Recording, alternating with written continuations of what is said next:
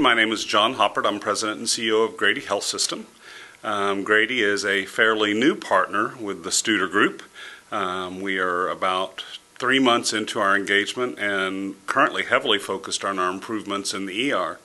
And so we were able to bring a team of 12 people, including our lead physicians, our management team, and some frontline ED staff, our chief nursing officer and myself to the conference so that collaboratively together we could confirm what we've been working on at the hospital, but also have time away to be able to share best practices, to have those best practices reiterated, role-played for us by the Studer Group, and then be able to discuss them and further refine our plan about what we're going to do back at Grady to further improve the emergency department operations.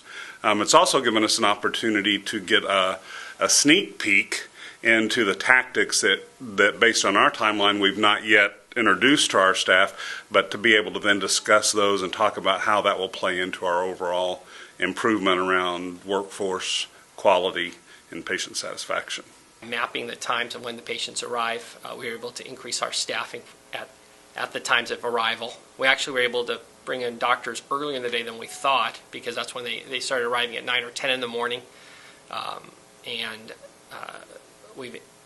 By matching the time of arrivals to physicians, we've been able to decrease left without being seen significantly, under 1% over the past year.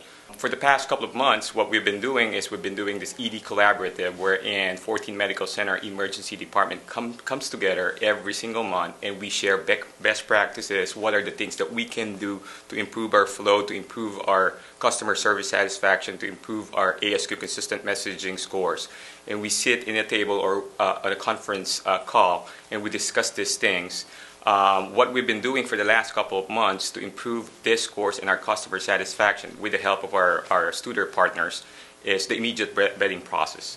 As soon as the patient goes into the ESI area, as soon as we have a staff available room in the back, we bring them right away. Triage process goes in there, because triage is a process, not a place, so that way they can be seen by the doctor right away. This is my second ED Institute conference, and I enjoy them because we do all of the tactics, but going to a conference tells you how it puts it all together, and that you can't just do one tactic. You have to do them one at a time, but eventually you need to do them all, and it's when you see it all in operation that you realize that impacting patients from the beginning to the end of their stay is going to make their experience the best that it can be, the most excellent experience. Well, we were talking about strategies of improving emergency department operations, and alignment has to be the underpinning of those strategies, because when the nursing staff, the physician staff, the hospital operations, hospital inpatient staff are all aligned, that becomes an underpinning culture to the strategies that we put in place in improving an emergency department. And as we all know, culture will eat strategy for lunch. So really you can't get long-term success without having alignment as an underpinning philosophy in all ED improvement projects. At lunch we sat with people from all over the United States, and it was great to share ideas. We shared failures.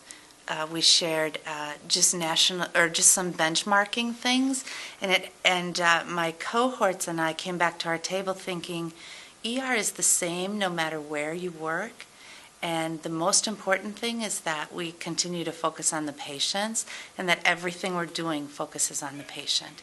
And to hear that my colleagues in leadership are also experiencing difficulty with that was not only motivating me to continue to try to solve those situations, but to go ahead and share my failures and my successes in order to help someone else.